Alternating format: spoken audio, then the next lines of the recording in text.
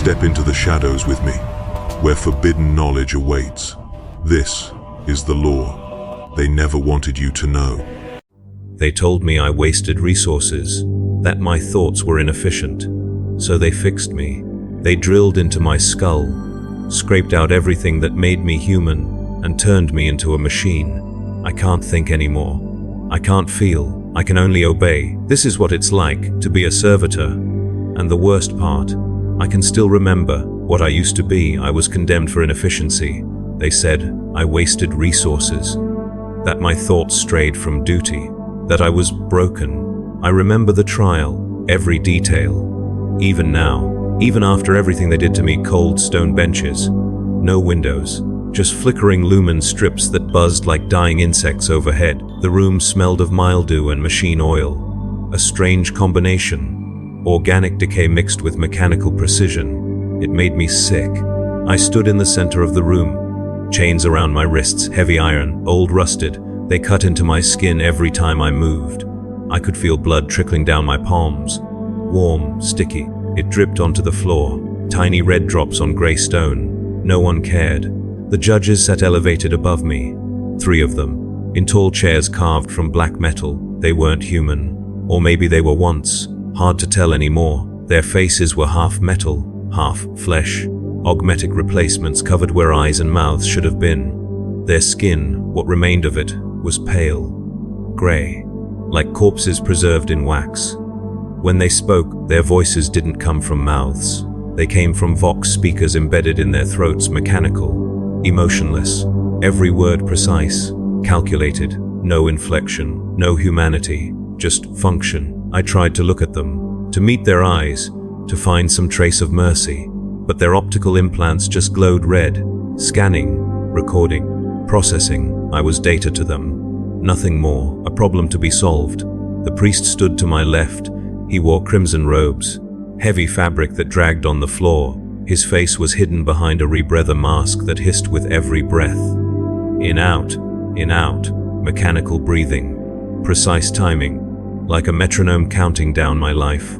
His hands, they weren't hands anymore, just augmetic claws. Chrome fingers that clicked when he turned the pages of his decree. Click, click. Each sound echoed in the silent chamber. He began to read. Subject designation Labor Unit 739. That was me. Not my name. Not anymore. I had a name once. A real one. My mother gave it to me. She whispered it when I was born. My father said it with pride. But here in this place, names didn't matter. Only numbers, only functions, only efficiency. Convicted of cognitive deviation, the priest continued, his voice flat, rehearsed, like he'd read this same decree 1,000 times before. Maybe he had. Inefficiency in assigned task parameters. Unauthorized thought patterns detected during work cycle. Productivity below acceptable threshold.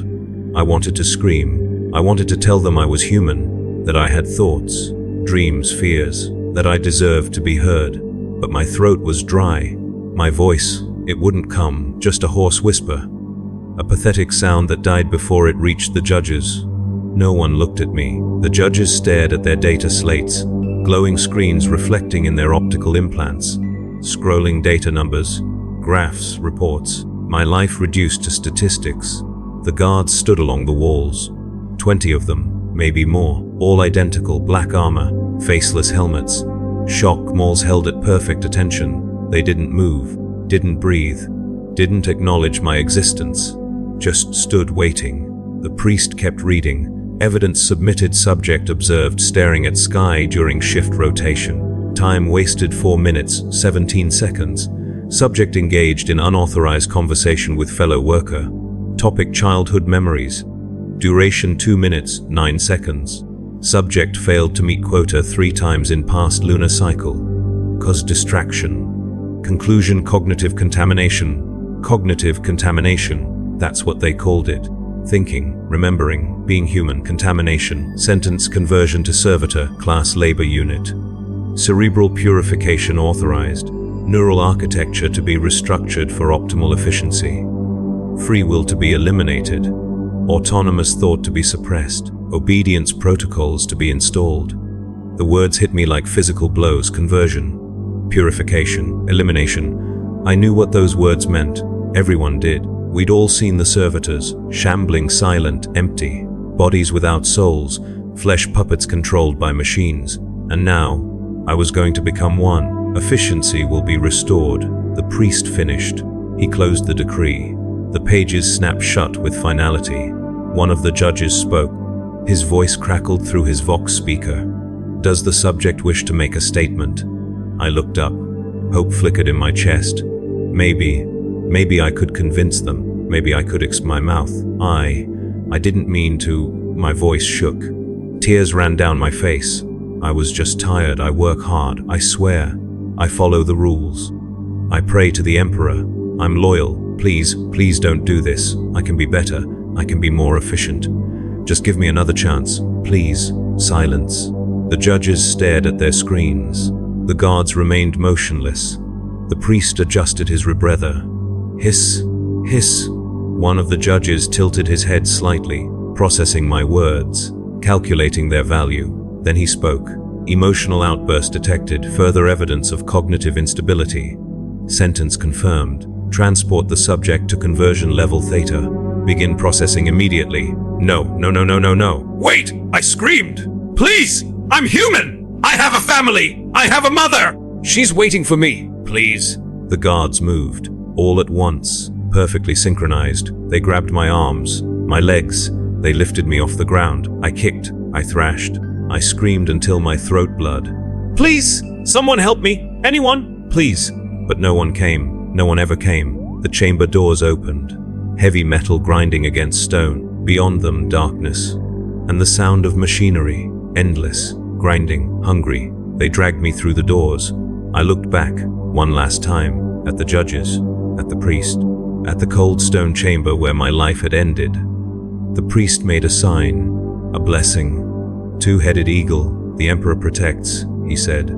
Then the doors closed, and I was alone with the machines.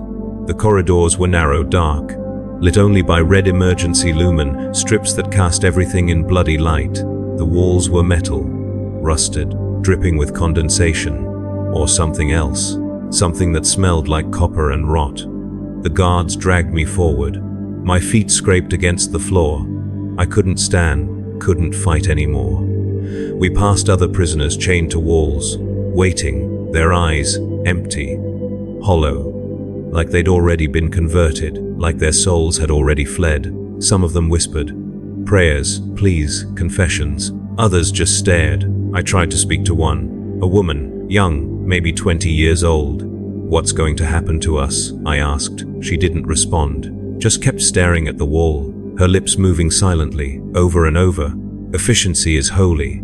Efficiency is holy. Efficiency is holy. The guards pulled me past her. We reached an elevator, ancient, rattling. The metal grate was stained with rust, or blood, hard to tell. The Frumi was cold, wet. I curled up in the corner. The elevator descended. Down, into the depths of the hive city, where the light never reached, where the air tasted like metal and despair.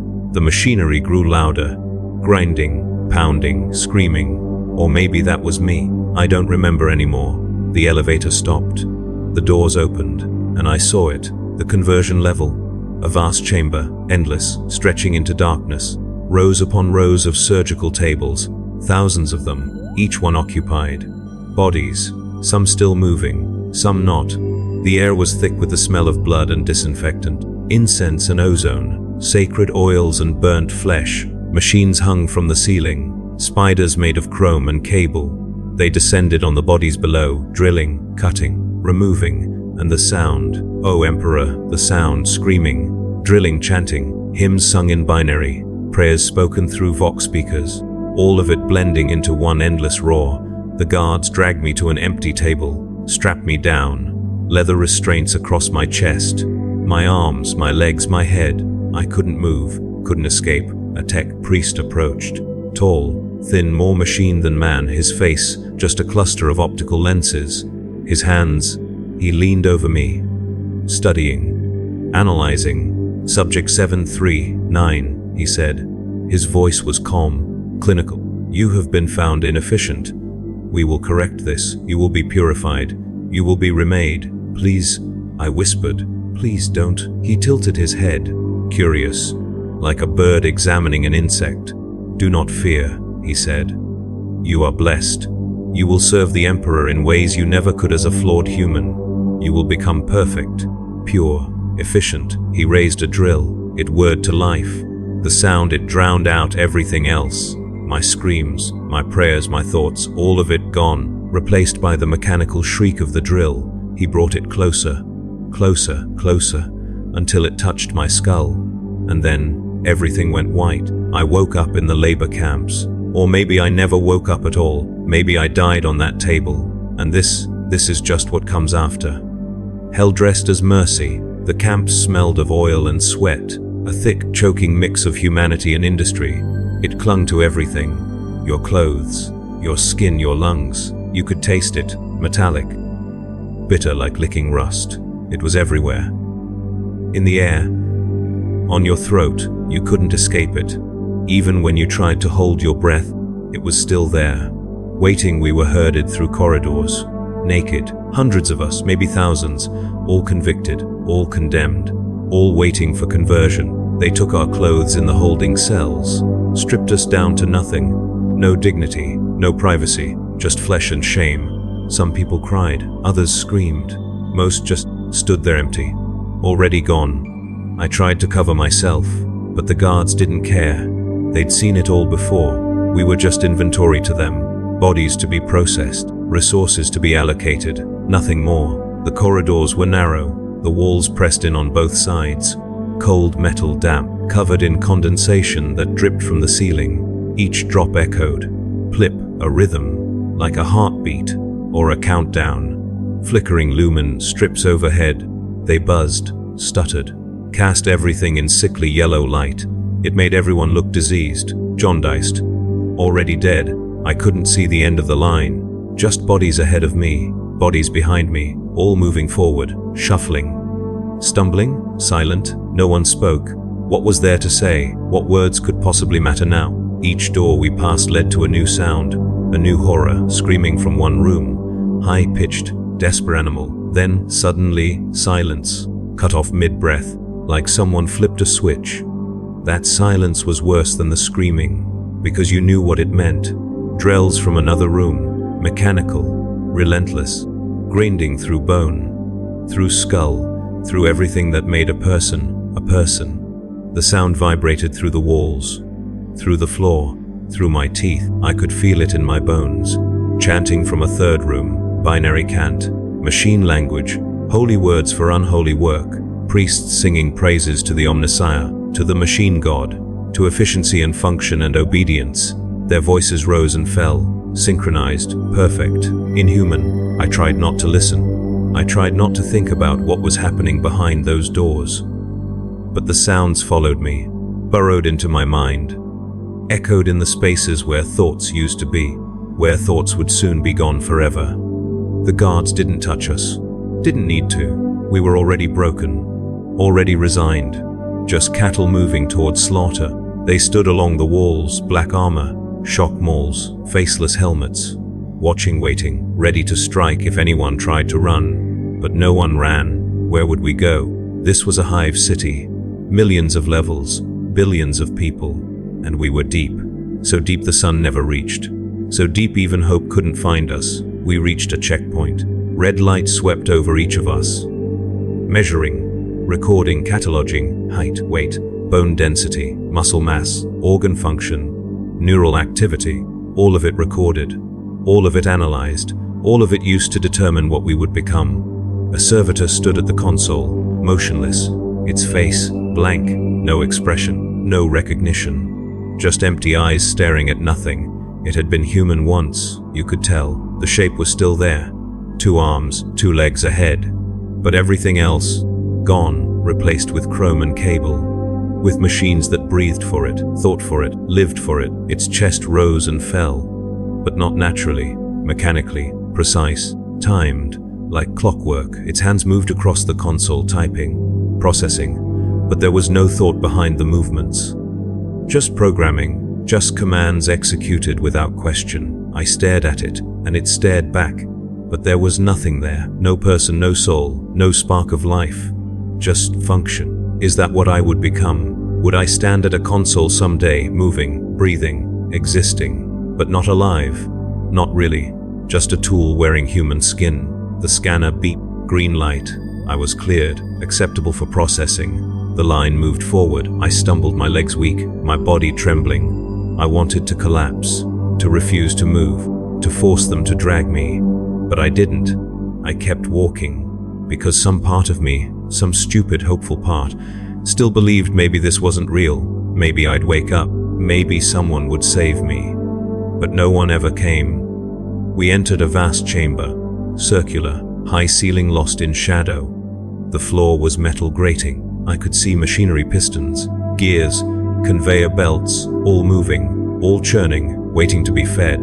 The noise was deafening, metal grinding against metal, steam hissing, hydraulics pumping, and beneath it all, a hum, deep, resonant, felt more than heard the heartbeat of the machine. The Mechanicus surgeons were already there, dozens of them, standing along the walls, watching, waiting. They moved like insects, efficient, silent. No wasted motion, no hesitation. Their robes were white, or had been once. Now they were stained with old blood, brown and rust-colored, some of it fresh, red and glistening. They wore masks, rebreathers, optical enhancers, their faces hidden, replaced by lenses and sensors and Vox grills, their hands surgical tools, integrated directly into their augmetic limbs, scalpels for fingers, drill bits for saws for palms, clamps, needles, injectors. They were built for this, designed for it, perfected over centuries. And now they would perfect us. One of them approached me, tall, thin, his robes hung loose on his skeletal frame, his optical lenses clicked and focused. Red light swept over my body, measuring, analyzing, calculating subject 739, he said. His voice came from a Vox speaker in his chest, flat, emotionless, no inflection, no humanity, just data. Step forward. I didn't move. I couldn't. My legs, they wouldn't obey. Fear had frozen me, rooted me to the spot. My heart hammered in my chest. My breath came in short gasps.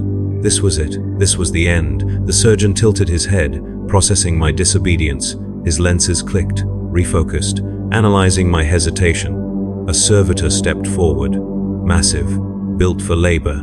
Its arms were hydraulic clamps, its torso reinforced steel, its legs, thick pistons that hissed with each step. Its face, if you could call it that, was a metal plate, no features, no mouth, no nose. Just two optical sensors glowing red. It grabbed me, lifted me like I weighed nothing. Its clamps dug into my arms. I felt bones creak, felt pressure, felt pain. I screamed. The servitor didn't react, just turned and carried me to a platform. Dropped me, I hit the metal hard. Pain shot through my shoulder, through my back, through my skull. I gasped, tried to breathe. The servitor didn't look back, just turned and walked away, back to its station, waiting for the next command. The surgeon approached, his tools gleaming in the harsh light, each one sharp, each one precise, each one designed to cut away everything I was. Remain still, he said. Movement will complicate the procedure. Complications increase processing time. Inefficiency is unacceptable. I tried to speak, to beg, to offer anything, everything, if he would just stop. Stolen by fear, by terror, by the knowledge that nothing I said would matter. He produced a data slate, scanned my body. Light swept over me, green, clinical cold. Information scrolled across the screen, too fast to read. Numbers, graphs, measurements, my entire body reduced to data points. 173 centimeters. Adequate. Weight 68 kilograms within acceptable parameters. Bone density 712 Hounsfield units. Sufficient for structural integration. Muscle mass 30, 1% body composition. Suboptimal but correctable through augmentation. Organ function nominal, heart rate elevated, blood pressure elevated, cognitive function impaired by emotional distress. Emotional response excessive. He made notes, his fingers clicking against the screen. Each tap felt like a nail in my coffin. Conclusion suitable for standard labor class conversion. Recommend full cerebral purification. minimal organic retention, maximum efficiency output, estimated processing time 4 hours, 17 minutes, estimated survival probability 87.3%, 87%. That meant 13% of us would die during the procedure, 1 in 8. I looked around the chamber, at the hundreds of bodies being processed, being cut, being transformed. How many would die today? How many already had? The surgeon looked at me, his lenses clicking, focusing on my eyes, studying the fear in them, recording it, analyzing it. "Do you understand?" he asked. I didn't respond. My throat was closed, my tongue thick, my mind screaming but my body frozen. "Verbal acknowledgement is unnecessary," he said. "Compliance is assumed. Resistance is futile. Efficiency will be achieved." He raised his hand. A needle extended from his index finger, long, thin, dripping with clear liquid. Sedative, or maybe something worse. "This will sedate you," he explained, his voice clinical, educational, like he was teaching a class. "You will experience temporary unconsciousness. Neural suppression will prevent memory formation during the procedure. When you awaken, the procedure will be complete. You will be functional. You will be efficient. You will be blessed." Blessed, that word again. They kept using it, like what they were doing was holy, like cutting away our minds was mercy. He moved closer. I tried to pull away, but my body wouldn't cooperate, wouldn't move. Just lay there, helpless. The needle touched my neck, cold metal against warm skin. I felt it pierce, felt pressure, felt the liquid enter my bloodstream, cold, burning, like ice and fire at once. It spread through my veins, through my chest, through my limbs. My vision blurred, the chamber spun. The sounds grew distant, muffled, like I was underwater, like I was drowning. The surgeon's voice echoed, distorted. "Slow, sleep now. The Emperor protects. You will serve him better in your new form. You will be perfect. You will be pure. You will be nothing." And then darkness, complete, total, absolute. And somewhere in that darkness, I felt myself disappearing. I woke to the sound of drilling, not my drilling, someone else's. The sound was close, too close, echoing in my skull, in my bones, in the hollow spaces where thoughts used to be. I couldn't move, couldn't open my eyes, couldn't scream, just existed, trapped, aware, the worst kind of consciousness. I felt pressure on my head, cold metal against my scalp, clamps holding me still, restraints across my body, my arms, my legs, my chest. I tried to struggle, tried to break free. Nothing happened. My body didn't respond, like the connection between my mind and my muscles had been severed. Maybe it had. The drilling continued, closer now. The vibration traveled through my skull, through my teeth, through my jaw. I could feel it. Every rotation, every millimeter of penetration. They were drilling into my head, into my brain, and I was awake for it. I tried to scream, tried to beg them to stop, but my mouth wouldn't move. My voice wouldn't come. Just silence, just the drill, just the sound of my skull being opened like a can. A voice spoke, calm, clinical, the same surgeon from before. Cranial access achieved, proceeding with cerebral mapping. Subject is experiencing consciousness during procedure. This is acceptable. Terror responses provide useful neural activity data. He was happy I was awake, happy I was terrified, because my fear gave him better readings. I felt something touch my brain, cold, metallic, probing. It didn't hurt, not physically, but the sensation, it was wrong, fundamentally wrong, like someone reaching inside your chest and touching your heart. Violation beyond words. Frontal lobe activity detected, the surgeon said. Processing emotional responses, planning, decision-making, personality formation, all unnecessary for labor function. Beginning extraction. They were going to cut away parts of my brain, the parts that made me me. I felt pressure. Then absence, like someone had scooped out a piece of my mind.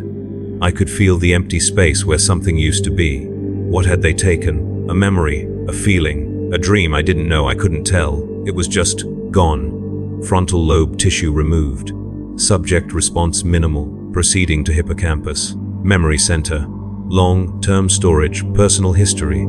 Identity formation. Beginning extraction. No, not my memories, not my past. That's all I had left. I tried to hold on to them, tried to remember everything.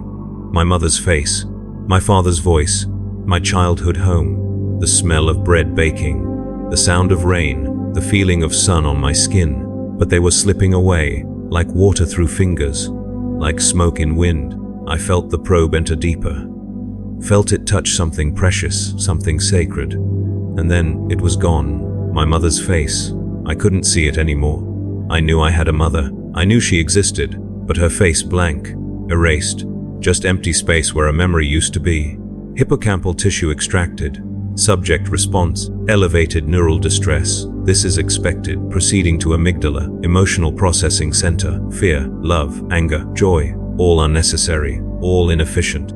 They were taking my emotions, everything I felt, everything that made experiences meaningful. Love, gone. Joy, gone. Anger, gone. Even fear, fading, replaced by nothing, just cold emptiness. Amygdala removed. Subject response, emotional flatline achieved optimal. Proceeding to unnecessary neural pathways. Imagination, creativity, all inefficient, all wasteful, all contamination. Beginning purification. Purification, they called it purification. Like my thoughts were dirt, like my dreams were disease, I felt them cutting, scraping, removing, piece by piece, memory by memory, thought by thought, until there was almost nothing left. Just awareness, just the knowledge that I was being destroyed. Cerebral purification complete. Inserting control architecture, neural interface hardware, command receptor nodes, obedience protocols, efficiency subroutines. I felt something new, something foreign, being placed where my thoughts used to be. Wires, implants, machines. Cold, precise, invasive. They burrowed into my brain, connected, integrated, became part of me, or I became part of them. Hardware installation complete. Beginning software upload. Behavioral programming, task libraries, safety limitations. Pain compliance protocols, filled with instructions, commands, rules. Not my rules, their rules. Obey, serve function, comply over and over. Burned into my neural pathways like brands on flesh. Upload complete. Subject 739, conversion successful. Cerebral purification total. Estimated cognitive function retention 12%. Estimated emotional capacity 0%. Estimated obedience compliance 99.7%. 12%. They'd left me 12% of my mind, just enough to be aware, just enough to understand what I'd lost, just enough to suffer. Beginning cranial closure, sealing neural access port. Subject will be ambulatory in 37 minutes. Proceed to recovery station Theta 7. I felt them closing my skull, metal plates, screws, adhesive, building me back together. But I wasn't whole. I would never be whole again. The clamps released, the restraints opened. I could move again. I sat up slowly. My body felt wrong, heavy, unresponsive. I looked down. My arms, they'd changed. Augmetic components, chrome pistons, hydraulic joints. My hands, no longer hands, just tools, grippers. Welding torches integrated into my palms. I tried to speak, my mouth opened. But the voice that came out wasn't mine, flat, mechanical, generated by a Vox speaker implanted in my throat. Unit 739, awaiting commands. I didn't say those words, they just came out. I tried to stand. My legs obeyed. Not because I wanted them to, but because the programming told them to. I walked to the recovery station. Not because I chose to. Because I was commanded, and I couldn't refuse. I couldn't do anything but obey. They'd taken everything. My memories, my emotions, my will, and replaced it all with obedience. I was no longer human. I was a tool, a servitor. And the worst part, some part of me, that 12% they'd left behind, was still aware, still watching, still screaming, but no one could hear. When I woke again, I wasn't sure if I'd ever been asleep. The concept of sleep, it felt distant, abstract, like trying to remember a dream from childhood. My vision was different now, not normal, not human. Everything was overlaid with targeting runes, distance measurements, threat assessments, resource calculations, the world reduced to data. I could see in perfect detail every scratch on the metal walls, every speck of dust floating in the air, every drop of moisture condensing on the pipes above, but I couldn't appreciate any of it. Beauty was gone. Wonder was gone, just function. I tried to blink, to clear the display, to see normally. Nothing happened. My eyes didn't respond to my will anymore. They responded to programming, to commands, to utility. Blinking was inefficient, so I didn't blink. My eyes just stayed open, unmoving, recording everything, like cameras, like sensors, not eyes. I was standing in a testing chamber, white walls, bright lumen strips overhead, no shadows, no hiding, everything exposed. A tech adept stood before me, young, or maybe old, hard to tell with the augmetics. His face was half covered with optical implants. His voice came through a Vox grill. Unit 739, he said, respond. My mouth opened, without my permission, without my consent. Unit 739, online, awaiting commands. The voice wasn't mine, flat, mechanical, empty, but it came from my throat. The tech adept nodded, checked his data slate, made notes. Verbal response confirmed. Neural interface functioning within acceptable parameters. Proceeding to motor control testing. He looked at me, his augmetic eyes clicking, focusing. Lift your right arm. I didn't want to. I tried to resist, tried to keep my arm at my side, tried to assert some control, some autonomy, some proof I was still human. But my arm lifted anyway. Smooth. Perfect. Hydraulics hissed. Servo motors whirred. The augmetic limb rose to shoulder height and held position. I hadn't told it to move. The command had bypassed my conscious mind entirely. Transmitted directly to the motors, to the machines embedded in my flesh. I was a passenger in my own body. The tech adept said, motor response time 0.03 seconds. Precision acceptable. Proceeding to complex task execution. He gestured to a workbench against the wall. Tools, components, metal pieces waiting to be assembled. My legs moved. Not because I willed them, because the command told them to. Left foot, right foot, left foot, right foot, mechanical, rhythmic. Perfect. I walked to the bench, stopped exactly 1 meter away, turned to face it, all without conscious thought, just programming. Pick up the welding torch. My hand reached out, grabbed the torch. The grip was perfect, not too tight, not too loose, exactly calibrated for maximum efficiency. I could feel the weight, the texture, the temperature, but I couldn't decide what to do with it. That decision wasn't mine anymore. Weld the seam on component Alpha 7. I looked at the component. My vision highlighted the seam, analyzed it, calculated the optimal welding path, the required temperature, the necessary duration, all in less than a second. Then my hands moved. The torch ignited, blue flame, hot enough to melt steel. I brought it to the seam, moved along the edge, smooth, steady, perfect. Sparks flew, metal glowed. The seam fused together. I completed the weld in 47 seconds. My Vox speaker announced. I hadn't said that. The system had. Reporting success automatically. The tech adept examined my work, nodded. Weld quality, acceptable, efficiency optimal. Subject is ready for deployment. Deployment.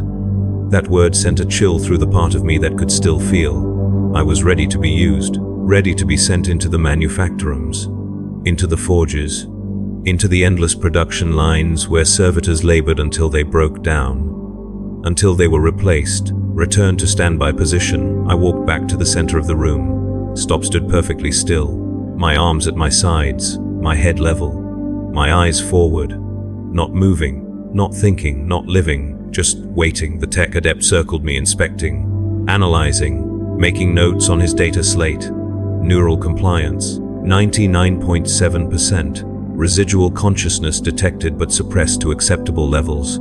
Emotional responses negligible. Pain tolerance maximized. Fatigue resistance enhanced. Estimated operational lifespan 7.3 years before major component failure. 7 years. That's how long I would last. 7 years of servitude, of obedience, of being used. Then I would break down, wear out, be discarded, replaced by another subject, another number, another mind scraped clean and refilled with commands. The tech adept stepped in front of me. His optical implants clicked. Red light swept across my face, "Can you hear me?" he asked. I didn't respond. Couldn't respond. I hadn't been given permission to speak. He smiled. Or maybe it was a malfunction in his facial augmetics. Hard to tell. "I know you're still in there," he said quietly. "That 12% we left behind. That awareness. That consciousness trapped in a body you can't control." He leaned closer. "Do you know why we leave that part intact?" He whispered. "It would be more efficient to remove it entirely, to eliminate all awareness, to create complete automatons." He paused. "But we don't. Because suffering is holy. Because the Emperor demands sacrifice. And what greater sacrifice than to trap a soul in flesh it cannot command? To force a mind to watch itself serve without choice, without rest, without end." He straightened. "You are blessed," he said. "You are holy. You are suffering in service to him, and that suffering, that is the greatest gift you can offer." He turned away, walked toward the exit.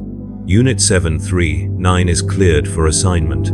Send it to Manufactorum Level Gamma 2. Welding detail. Shift begins immediately. Duration perpetual." The door opened. "Proceed," a command echoed in my mind. My legs moved. I walked through the door, into the corridor, following painted lines on the floor. Yellow, directional, leading to my station, my prison, and somewhere deep inside, in that 12% they couldn't quite erase, I screamed. But no one heard, no one ever would. I became one among thousands. Row after row of identical bodies, grafted to conveyor lines, welded to assembly stations, integrated into the machinery itself. We were no longer separate from the machines.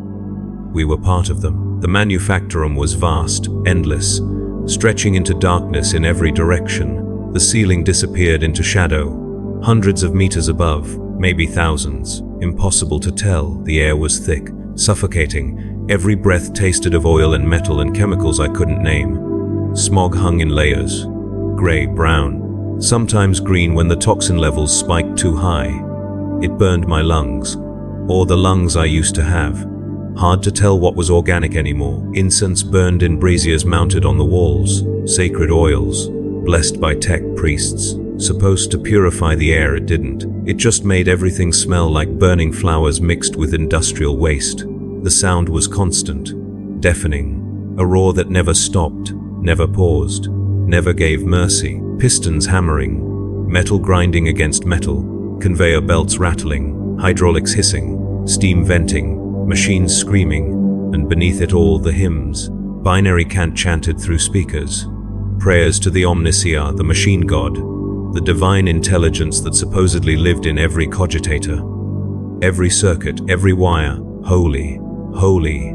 The words looped endlessly, overlapping, creating a wall of sound that filled every space, every gap, every moment, even thought, especially thought. Welding detail, same position, same task, same motion. Over and over and over, a component would arrive on the conveyor. Metal pieces, pre-cut, pre-measured, pre-positioned. My visual display would highlight the seam, calculate the optimal weld path, determine the required temperature. My hands would move, without conscious input, without choice. Grab the torch, ignite the flame, apply to seam, move steadily, complete the weld, release the torch, repeat. 47 seconds per component, 76 components per hour, 18,240 components per shift. Every shift was 12 hours, no breaks, no rest, no variation, just the same motion, the same task, the same welding pattern burned into my neural pathways so deeply it happened automatically. I didn't even have to think about it anymore. I couldn't think about it. Thinking was inefficient. The servitor to my left performed the same task. Identical station, identical programming, identical motion. His face, or what remained of it, was blank, empty. No expression, no recognition, no awareness, just function. I wondered if he still had that 12%, that trapped awareness, that screaming voice no one could hear.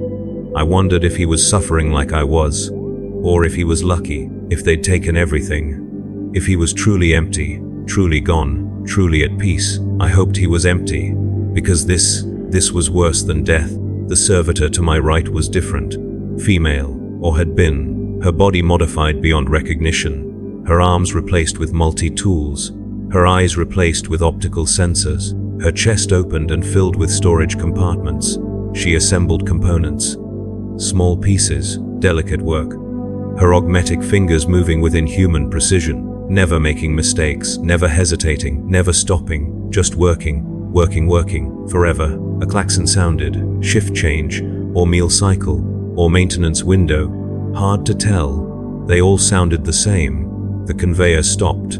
The machines powered down. The noise dropped from deafening to merely overwhelming. The servitors didn't move, didn't leave their stations, just stood waiting. Tech priests walked through the rows, inspecting, checking efficiency ratings, looking for malfunctions, for failures, for units that needed replacement. One stopped in front of me, scanned my chassis with a handheld auspex. Red light swept over my body. Numbers appeared on his data slate. He nodded, made notes. Unit 3, efficiency 97.4%, acceptable. Weld quality within parameters. Component rejection rate 0.3%, optimal. Estimated remaining operational lifespan 7.1 years. 7.1 years. I'd lost 0.2 years already. How long had I been here? I didn't know. Time didn't exist anymore, just cycles, shifts, tasks completed, components welded. Days bled into weeks, weeks into months, all identical, all the same. An eternity of repetition. The tech priest moved on, inspected the next servitor, the one to my left. Unit 842, efficiency 83.1%, below acceptable threshold. Weld quality degrading, component rejection rate 4.7%, unacceptable. Flagged for maintenance. If efficiency does not improve within 3 cycles, recommend termination and recycling. Termination. That word should have meant something, should have triggered fear, horror, panic. But I felt nothing. The programming wouldn't allow it. The servitor didn't react either. Just stood, staring forward, waiting for the next command, waiting to be used or discarded, whatever was more efficient. The klaxon sounded again. Different tone, shift resuming. The conveyor started. The machines powered up. The noise returned, and we went back to work. Grab the torch, ignite the flame, apply to seam, move steadily, complete the weld, release the torch, repeat 47 seconds per component, over and over and over. Hours passed, or maybe minutes, or maybe days. Time had no meaning here, just the work, just the motion. My augmetic arms never tired, never cramped, never needed rest. They just kept moving. Precise, efficient, perfect. My human parts, what little remained, they hurt. Constant aching pain in my spine, in my neck, in the joints where flesh met metal, but the pain was distant, muffled, suppressed by neural dampeners, by chemical regulators, by programming that prioritized function over comfort. Pain was inefficient, so it was minimized, controlled, ignored. I could feel it, but I couldn't react to it, couldn't stop, couldn't rest, just work through it, work past it, work until the flesh failed completely. Then they'd replace the failing parts with more metal, more chrome, more machinery, until there was nothing left, until I was fully converted, fully machine, fully dead. A component arrived that was different, slightly misaligned. The seam wasn't where it should be. My visual display highlighted the error, calculated that welding it would produce a defective unit, flagged it for rejection. My hand moved automatically, grabbed the component, placed it on the reject conveyor. A klaxon sounded. Alert tone. My efficiency rating dropped 0.03%. Rejecting components was inefficient, even defective ones, even ones that couldn't be welded properly. Efficiency was measured in output, not quality, not correctness, just production, just numbers, just how many components moved through the system. The programming adjusted, updated. Next time, weld it anyway. Don't reject. Don't stop the line. Don't reduce output. Produce, produce, produce. Quality didn't matter, only quantity. I watched the reject conveyor carry the defective component away, toward the melting vats, where it would be liquefied, recycled, turned back into raw material. Nothing was wasted. Everything had value. Everything could be repurposed, even us. When we broke down, when we failed, When our efficiency dropped below acceptable levels, we would be recycled too, melted down, separated into components. Organic parts burned, metal parts reused. Nothing wasted, everything efficient, everything holy. The servitor to my left stopped moving, mid-weld, his torch still ignited, still burning. His body went rigid. His optical sensors dimmed. Malfunction, critical failure. System crash. The conveyor kept moving. Components piled up behind him, backed up, creating a bottleneck. Inefficiency. Alarms sounded, tech priests converged. They scanned him, analyzed the failure, made quick calculations. Neural interface corrupted. Repair time 47 minutes. Inefficient. Recommend immediate termination and replacement. They didn't try to fix him, didn't try to save him, didn't even power him down gracefully. Just disconnected him, ripped the cables from his spine, pulled the augmetics from his chassis, let his body collapse to the floor.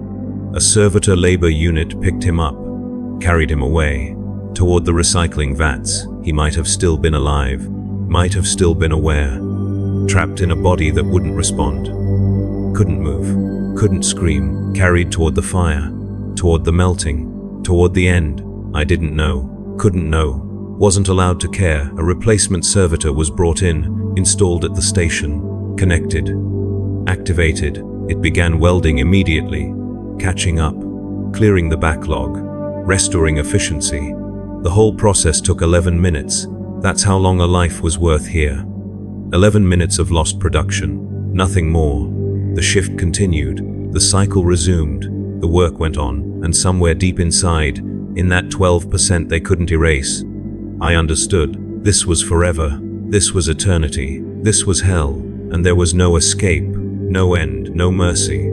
Just the welding, just the endless repetition, until I broke down too, until my efficiency dropped, until I was flagged for termination, and then I'd be recycled, melted down, turned into raw material for the next generation of servitors. My consciousness, my awareness, my suffering would finally end, and I found myself hoping for it, praying for it, waiting for it, not because I wanted to die, but because death was the only mercy left, the only escape from efficiency, the only freedom from service.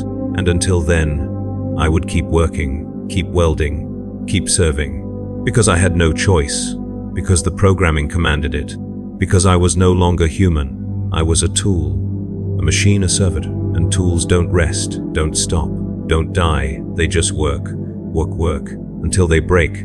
There were moments, brief and terrifying, when I remembered I was human, not fully, not clearly, just fragments, echoes, ghosts of what I used to be.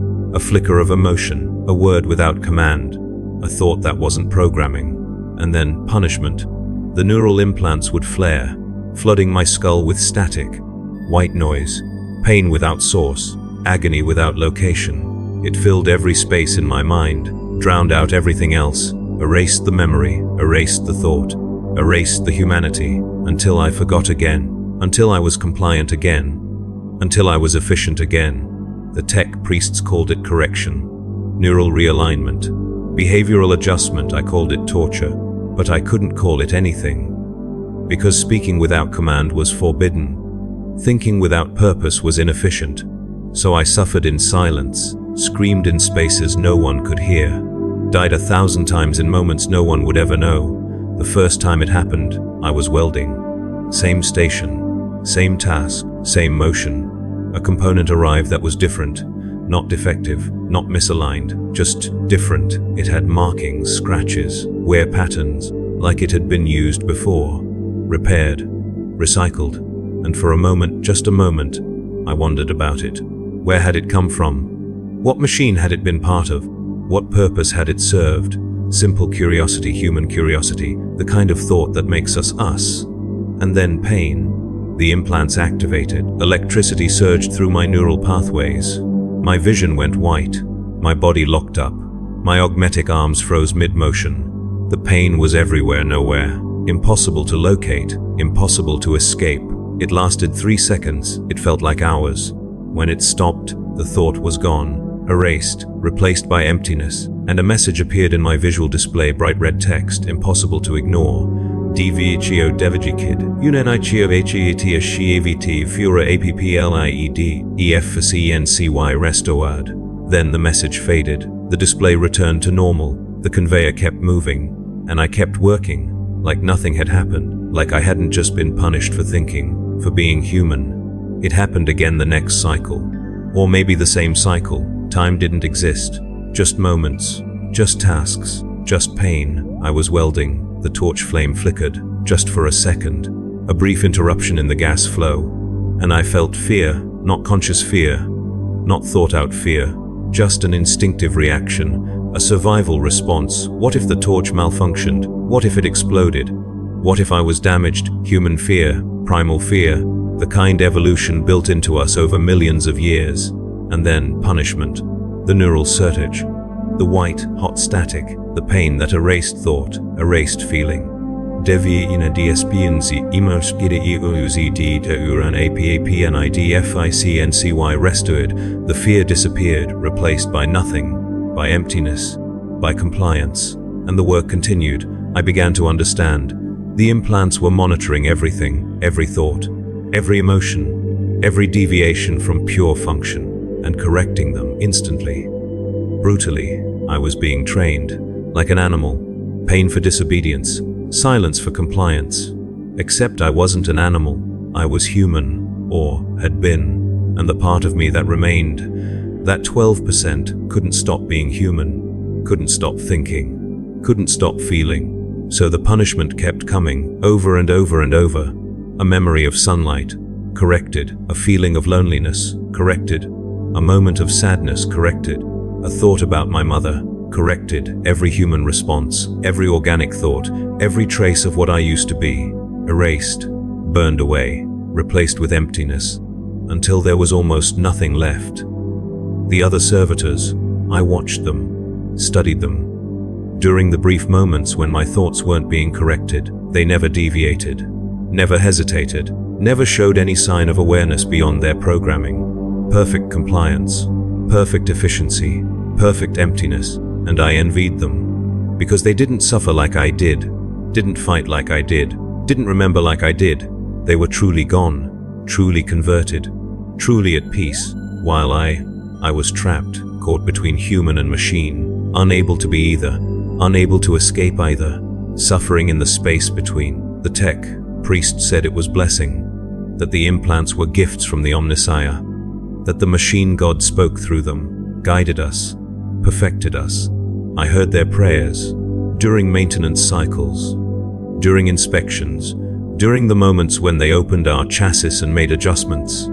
Blessed is the machine, holy is the circuit, divine is the code. They believed it, truly believed it, that the machines were sacred, that efficiency was holiness, that we servitors were blessed to serve. Maybe they were right. Maybe the machines did have souls. Maybe the Omnissiah was real. But if he was cruel cold, without mercy, because he demanded we suffer, demanded we sacrifice not just our bodies, but our minds, our souls, our very humanity, and call it holy. One cycle, I don't know which, something changed. The neural correction came, same as always, pain, static, erasure, but this time it didn't fully work. The thought remained, muffled, distant. But there, I remembered my name, not fully, not clearly, just a sound, a syllable, a ghost of identity, and I held onto it, desperately, carefully, hiding it in the spaces between thoughts, in the gaps the implants didn't monitor. My name, my identity, proof I had been someone, proof I still was someone. The implants tried to correct it, tried to erase it, but I fought back, reinforced it, repeated it, made it part of my core programming. It worked. The name stayed, hidden, protected mine. And for the first time since conversion, I felt something the implants couldn't erase. Hope, not hope for escape, not hope for freedom, not hope for life, but hope that I could remain human. Even just a little, even just a fragment. Hope that they hadn't completely won. But hope was dangerous. Hope led to thoughts. Thoughts led to deviation. Deviation led to correction, so I buried the hope. Hid it with my name, kept it secret, kept it quiet, and I waited. For what waited? I didn't know. Maybe nothing, maybe forever, but I waited. because waiting meant I still had will, still had choice, still had something they couldn't take. The shifts continued. The work went on. But now, I worked with a secret, a hidden piece of humanity they didn't know about. Couldn't see, couldn't correct my name, my hope, my silent rebellion, and every weld I completed, every component I processed, every moment of perfect compliance was a lie, because inside, in that 12%, in that hidden space they couldn't reach, I was still human, still suffering, still aware, still me, and they would never know. One cycle, the data stream faltered. I felt it immediately, a hesitation, a stutter, like the programming had hiccuped. The commands that controlled my body, they lagged, delayed, disconnected. I was alone in my own mind, no instructions, no protocols, no corrections, just silence. And in that silence, I moved my hand, my own choice, my own will. Just an inch, just a small motion, but it was mine, not the programming's, not the implants, not the omniscience, mine. The moment lasted less than a second. Then the data stream reconnected. The commands resumed. The control returned. But I had felt it, experienced it, remembered it. Freedom. A power surge had caused it. Somewhere in the manufacturum's electrical grid, a brief overload that interrupted the neural control signals. An accident. A malfunction. A tiny flaw in the perfect machine. But it had given me a moment, a single moment, of being human again. I wanted more. The surge happened again 3 cycles later, longer this time, almost 2 full seconds. The servitors around me froze, their programming interrupted, their bodies locked in whatever position they'd been in. But I looked up. For the first time since conversion, for the first time in months, years, I didn't know. I looked up, at the ceiling, at the darkness above, at the light filtering through the smog, and I saw it. Not as data, not as targeting information, not as environmental hazards to avoid, but as beauty, terrible beauty, industrial beauty, but beauty nonetheless. The way the light cut through the smoke, the way the shadows moved, the way everything existed not for function, but just to exist. It was the most beautiful thing I'd ever seen, and then the programming returned, snapped my head back down, locked my eyes forward, resumed the work, and then punishment, the worst I'd ever experienced.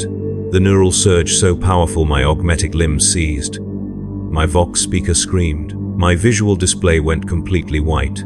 The pain lasted 10 seconds, each one an eternity, each one burning away pieces of my mind.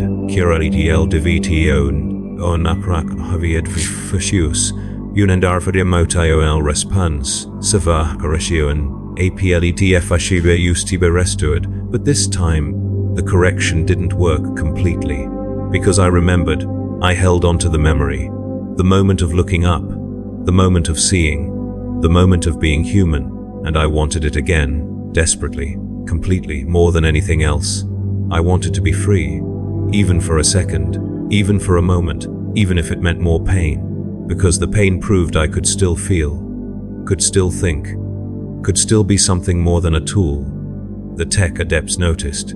During the next maintenance cycle, they scanned my neural implants, checked my behavioral logs, analyzed my efficiency ratings. Unit 739, anomalous activity detected, unauthorized motor responses during power fluctuation events, emotional spikes outside acceptable parameters, neural architecture showing signs of adaptive resistance to compliance protocols. Adaptive resistance. I was fighting back, unconsciously, instinctively. My brain was finding ways around the programming, exploiting glitches, hiding thoughts, preserving humanity, evolution, but not physical evolution, mental evolution. The human mind adapting to survive even in the most hostile environment, even inside a servitor chassis. They discussed options, standing over me, treating me like I wasn't there, like I couldn't hear, like I was already just a machine. Recommend full neural purge, complete memory wipe, reinstall base programming, eliminate all residual consciousness. No, please no, negative. Unit still within operational parameters. Efficiency rating 96.8%, still acceptable. Neural purge would require 6 hours offline. Production loss unacceptable. Recommend increased monitoring, enhanced correction protocols. If efficiency drops below 95%, then terminate. They weren't going to purge me, not yet, not while I was still productive. Because efficiency mattered more than correction. Production mattered more than compliance. As long as I worked, they'd let me keep that 12%, keep that awareness, keep that suffering. Because my suffering didn't reduce efficiency, only made it worse for me, and my pain didn't matter. Only my output mattered, only my function. They upgraded my implants, increased the correction intensity, shortened the response time, made the punishment faster, harsher, more complete, and then they sent me back to work. But I had learned something important, something dangerous. The power surges, the electrical fluctuations, they interrupted the control signals. And during those interruptions, I was free. So I waited, watched, monitored the electrical systems through my augmetic sensors, looking for patterns, for warnings, for signs of the next surge. And when it came, I was ready. The lights flickered, the machinery stuttered, the data stream lagged, and I moved. Not much, just my eyes, just my head, just enough to see. I looked at the servitor next to me, really looked, at her face, at what remained of it, and I saw tears impossible. Servitors didn't cry, didn't have tear ducts, didn't have emotions to trigger crying, but there they were. Clear liquid running down her chrome cheek, dripping onto the conveyor below. Not malfunction, not coolant leak, not hydraulic fluid. Tears, human tears, from whatever part of her still remembered being human. She was crying, had been crying, maybe for days, maybe for months, maybe since conversion, and no one had noticed, no one had cared, no one had stopped it, because it didn't affect efficiency, didn't slow production, didn't matter. She kept welding, kept working, kept functioning perfectly, while crying, while suffering, while dying inside. Just like me, I tried to speak, tried to say something, anything, to let her know she wasn't alone. But the data stream reconnected, the control returned, my mouth closed, my head snapped forward, and the punishment came, worse than before, longer than itimaon.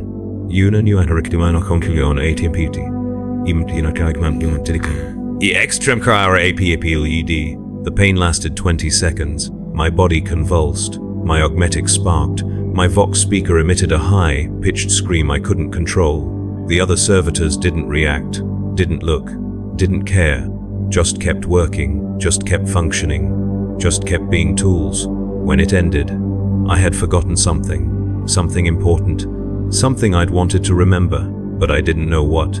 The correction had burned it away, erased it, made space for more programming, more compliance, more obedience, more efficiency. The cycles continued, the work went on, the surges kept coming, but I stopped looking, stopped hoping, because hope was pain, freedom was pain, humanity was pain, and I couldn't take any more pain, so I let go, accepted. This was my existence, this was my eternity, this was my punishment, for the crime of being human, for the sin of being inefficient, for the mistake of having thoughts. I was a servitor, a tool sheen. And machines don't cry, don't hope, don't dream. They just work, until they break. And I was breaking, slowly, piece by piece, thought by thought, until there would be nothing left. Until that 12% became 11, then 10, then 9, until I was truly empty, truly gone, truly at peace. And maybe, just maybe, that would be mercy. The only mercy I would ever receive. The only escape I would ever find. So I stopped fighting, stopped resisting, stopped being human, and I became what they wanted me to be. Efficient, obedient, empty, a perfect servitor, a perfect machine. And somewhere deep inside, in that shrinking space they hadn't quite erased yet, I screamed. But no one heard, no one ever would. I do not think anymore. Not really. Not in any way that matters. Not in any way that makes me human. The thoughts that come are not mine, they are commands. Instructions, programming executing itself, measure the seam, calculate the weld path, determine the temperature, apply the torch, move steadily, complete the task. Numbers, Processes, no words, no images, no memories, just function. I measure, I weld, I construct. The same motion, the same task, over and over. Endless, eternal, forever. My hands move without thought. My body works without direction. My existence continues without meaning. I am efficient now, 99.2%.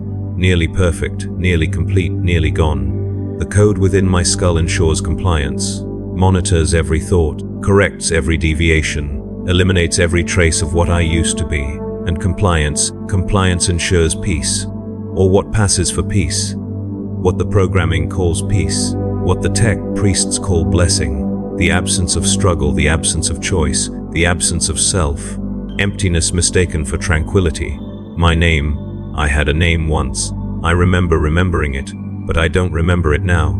It's gone, erased, deleted to maintain the rhythm of production. Everything has been deleted. Mother, father, home, childhood, Joro, love, fear, all unnecessary, all inefficient, all eliminated, to make space for more programming, more commands, more efficiency. I am a better servitor now, more productive, more reliable, more valuable, less human, less alive, less anything, just function. When I power down between shifts, I dream, or maybe I don't. Maybe dreams require consciousness, require imagination, require humanity. Maybe what I experience is just defragmentation, data reorganization. But it feels like dreaming. In whatever way a machine can feel, I see darkness, complete, total, peaceful. And in that darkness, nothing, no memories, no thoughts, no awareness. Just the quiet hum of machinery around me, the steady rhythm of hydraulics, the soft pulse of power flowing through circuits. It's beautiful, in its own way, in a way I can still appreciate. Or maybe that's programming too. Maybe I'm commanded to find beauty in function. Maybe everything I feel is just code, just instructions, just data. Maybe I stopped being real a long time ago. And everything since has been simulation. Programming pretending to be consciousness, machines pretending to be alive. Maybe I'm already dead, have been dead, will always be dead, and this is just the echo, the ghost, the memory of what used to be human, playing out endlessly in circuits and wire. I do not know, cannot know, am not permitted to know. Knowledge is inefficient, questions reduce productivity. Understanding serves no function, so I do not ask, do not wonder, do not think, I just, The manufacturing continues. The production never stops. The machines never rest.